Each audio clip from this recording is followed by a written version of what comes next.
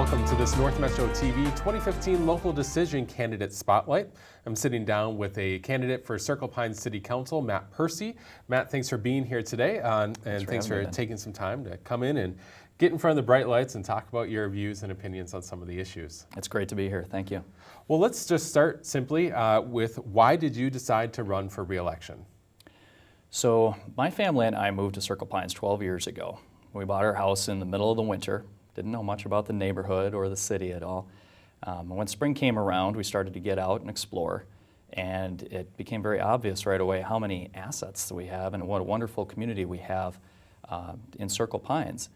We have 4 parks within walking distance of our house. We are surrounded by trails and wetlands, and lakes. We have a library nearby and a terrific school in Golden Lake Elementary. We also have very strong police and fire departments. And after a couple of years, I started to recognize these things didn't just happen by accident. The reason why we have a lot of those assets is because we have a strong city government that understands what's important to its citizens, and it plans ahead and takes care of issues before they arise. And that's a philosophy that I agree with very strongly, and I want to see that continue into the future. So that's why I'm running for the city council. Okay. Well, let's start by talking about city budget. It's something that I'm sure, and taxes, something you probably talk quite a bit about when you're out and about and meeting with people. Give me your assessment of the city budget. And first, when you look at it, to you, what are the most important items in the budget? Well, the most important items in the budget are first public safety and second infrastructure. And right now we face some challenges because we've got some changes coming to our fire department due to the withdrawal of Lino Lakes from the Centennial Fire District. And that has a bottom line impact to us. Our fire budget is going to be going up by approximately $70,000 next year as a result because we have to take on some more of the additional administrative expenses and equipment expenses. So that is a challenge for us going forward. We continue to have growth in our police budget due to additional equipment that we're purchasing and additional salaries as part of the contract that we have with the police union. At the same time, I think it's important that we maintain the level of service that we have in both of those areas. And I would say with the exception of the fire department, which is clearly going much higher this year, our overall budget is increasing by a nominal amount. And if you look at our budget overall over the last 10 years or so, we've actually been on a pretty steady increase, pretty flat increase. So it isn't like we're going straight up in the air or coming down real straight. My philosophy is I don't like to see big jumps or big decreases in the tax levy that we're giving to our citizens. I think predictability is a lot more important. So rather than a budget that has big spikes up and down, I'd rather see something which is steady Eddie.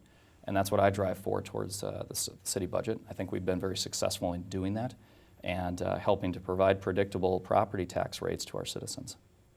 And kind of a follow-up on that, when you continue to look at the city budget and assess it, are there areas in the budget where you think cutbacks, if needed, could happen? Are there areas do you think could be trimmed in the city budget in Circle Pines? Well, I'll start off by saying I like the budget where it's at, and I think right now we're in a pretty good position with it. If we got into a situation where we had an economic crisis and all of a sudden our tax base is dropping, we had to start making some hard choices. Have to start looking at parks.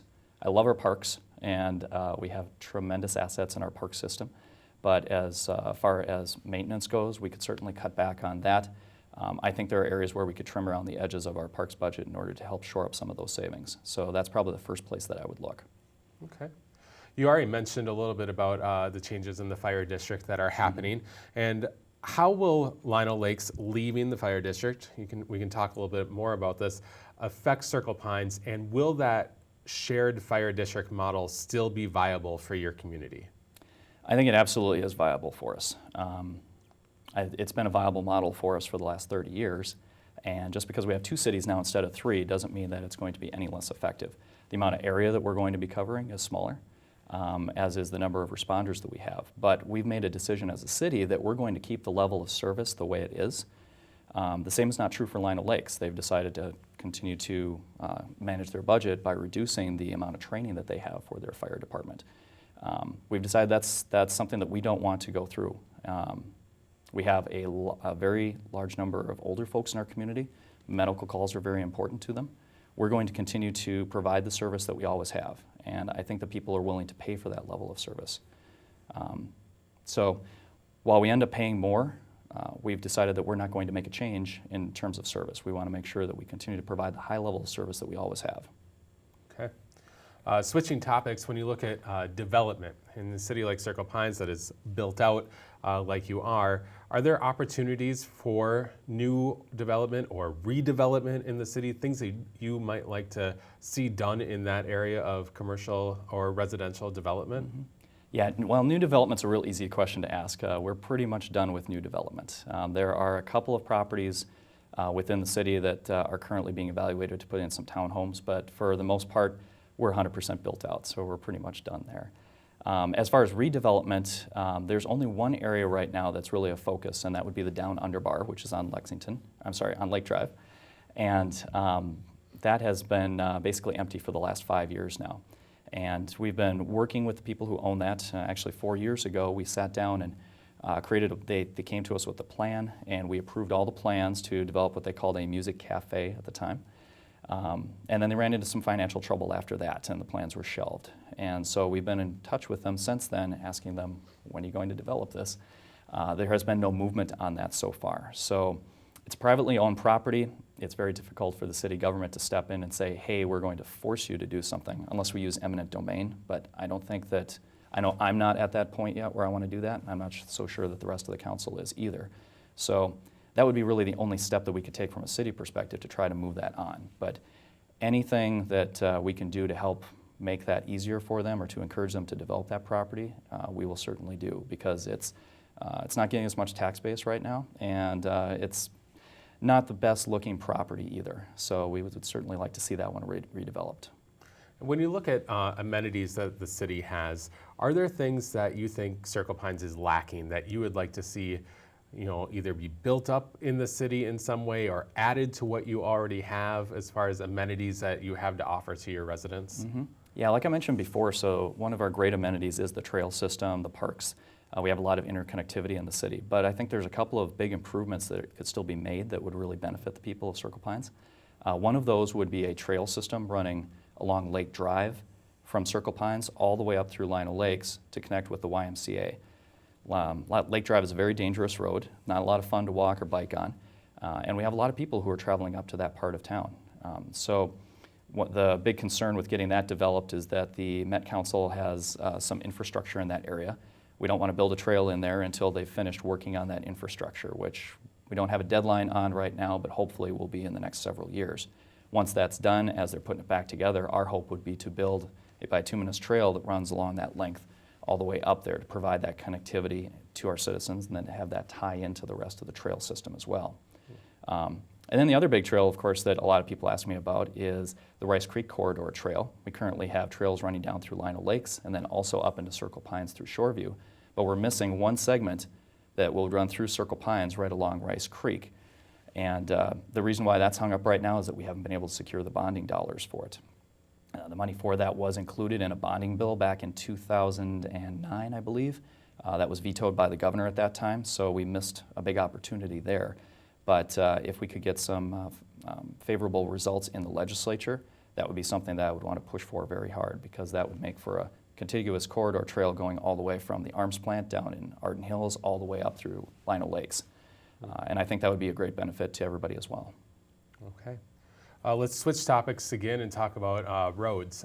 In the city, upgrading and repairing roads can be expensive. It can also sometimes be controversial on what road you're doing and when you're doing it and why you're doing it. So what steps have you taken as a council member, and if reelected, would you continue to take to upgrade the roads in Circle Pines to make sure that the right ones are being maintained when they need to be? Okay, so as you know, and probably most of the people in Circle Pines know by now, we've got a big program to reconstruct about 1.5 miles of street every couple of years. And we're trying to do two things with that. We're trying to rebuild the street, and we're also trying to rebuild the infrastructure underneath. We have a lot of old pipes that were put in back in the 60s. They're clay. They're starting to crack, root intrusion, and especially with the sanitary sewer, we've got some problems, not with water leaking out, but with water leaking in. And we end up paying the Met Council for the amount of water that flows through those pipes. So when rainwater goes into those pipes, we're paying for sewage that we didn't really put in there. So from a budgetary perspective, the city wants to make sure that we correct all those. And for the case for the citizens is to get the street rebuilt so that they have a nice looking street. They don't have to do shocked repairs all the time when they're driving down their own road, and it'll help to increase the value of their property. So we're in the middle of this plan right now. We started that in 2008. We just finished up West Road last year. Next year we're going to be working on East Golden Lake Road, and we have 2 more projects for north of Lake Drive scheduled for 2018 and 2020 as well. And those are the big projects where we do everything, the street and the utilities. In addition to that, we're also trying to do some proactive maintenance on some of the streets that aren't in the condition where they need to be fully rebuilt yet. So for example, this year we were working on Indian Hills Drive and Pleasant View Lane and a couple of other streets where we did mill and overlay. And the idea there is that we don't need to completely rebuild the street, but we'd like to extend the life of it out so that that rebuild happens sometime in the future. Really what we're trying to avoid is we don't want to have a lot of projects stacking up all at the same time where we have a whole bunch of roads that have to be rebuilt immediately, because that's a huge expense. And this comes back to the planning that I was talking about earlier. You want to try to stretch that out. So if you've got a road that can get by with a mill and overlay, let's do that. Let's defer that one until later. And that way that big project will come later. It doesn't have to happen in the next 4 years. We don't have to raise everybody's taxes to help pay for that. So overall, I think the project has been very strong. I'm a huge supporter of it, and a huge supporter of making sure that we are putting aside adequate funds to help pay for the bond payments for those projects as well. Okay. Switching topics again, when you think of the role of a city council member, what comes to mind? What do you think of as some of your most important responsibilities? I think there are 3 main roles for a city, for a local government official. 1 is to be a good listener. 2 is to be a good ambassador for the city, both outside the city and to its citizens. And 3 is to make good decisions. And you don't have 3 without first doing 1 and 2. So one of the things that I've tried to do as a council member is I've tried to make myself very accessible to the people of the city. We often get emails from folks, questions that they have, or maybe concerns about what they have going on. For example, I got somebody from Indian Hills Drive last year who said, hey, our street's falling apart, what's going on? You have to respond to those right away. You don't want to leave people in the dark. We let her know, hey, you know what, we've got this mill and overlay plan for next year. Hang on, help is coming. That's the kind of instant feedback that people are looking for. They want to be able to get that information from people who are on the council and the mayor as well.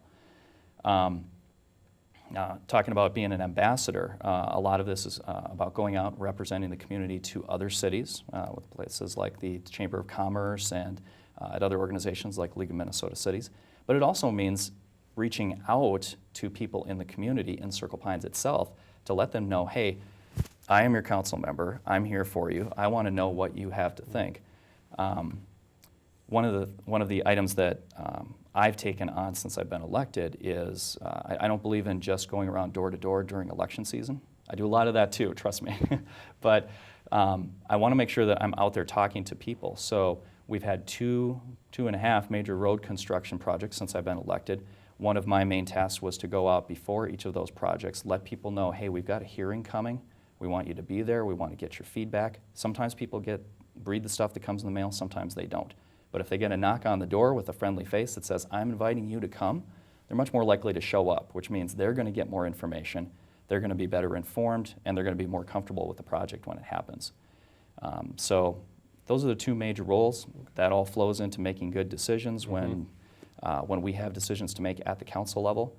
Fortunately, in Circle Pines, we have an excellent city staff. They make a lot of good recommendations to us. They do all the research. They bring us options, and then we decide which way to go. And I think that's the way it should be. I'm not a big fan of members of the council who pick through all the details of, say, a budget or a plan and basically try to run the show themselves. I don't think that's a good policy for a local government official, and I think you need to step back and let your city staff do that work so that you can make a reasonable and informed decision. We're almost out of time, but give me your 10-second, why should someone vote for you on Election Day? Because I'm there for them. I know a lot of people in Circle Pines. I think a lot of people who are watching this will probably have seen me already. And I think that it's important that we maintain a steady course and try to add some predictability to our taxes and hopefully keep our public services in good shape. That is the ultimate goal that I'm driving for. Well, Matt, Percy, thanks for coming in today and giving us some of your time to talk about these issues facing the city of Circle Pines. Thank you. All right, thanks for having me, Ben. And I want to thank everyone for watching, and remember, you can find more of our local decision coverage on northmetrotv.com. We'll see you next time.